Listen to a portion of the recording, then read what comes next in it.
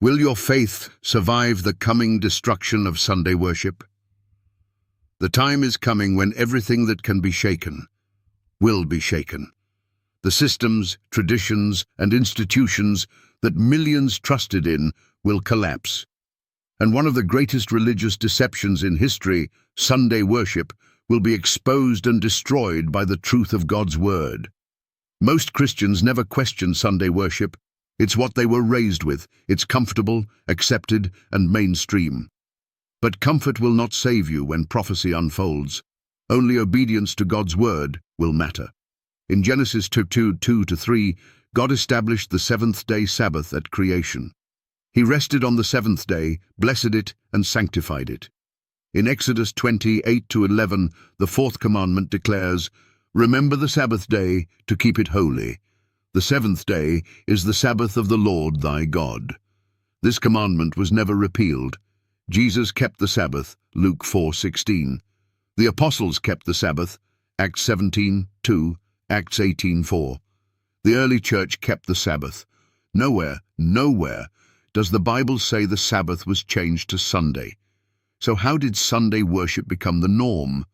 In 321 AD, Roman Emperor Constantine passed the first Sunday law stating, "On the venerable day of the sun, let all people rest."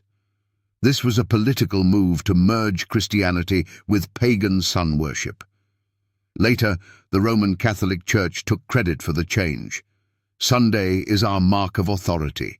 The Church is above the Bible, and this transference of Sabbath observance is proof of that fact.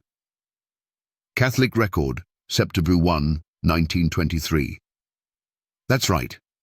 Sunday worship is not biblical. It's the mark of man-made religious authority, not God's divine command. So what does prophecy say?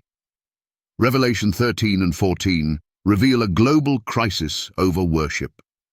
A beast power enforces false worship, and those who accept the mark of the beast will face God's wrath. Revelation 14:9-10 warns, "If any man worship the beast and his image, he shall drink of the wine of the wrath of God, and shall be tormented with fire and brimstone." What's the issue? Worship. Who do you obey? God's law or man's tradition? Then Revelation 14:12 gives the answer.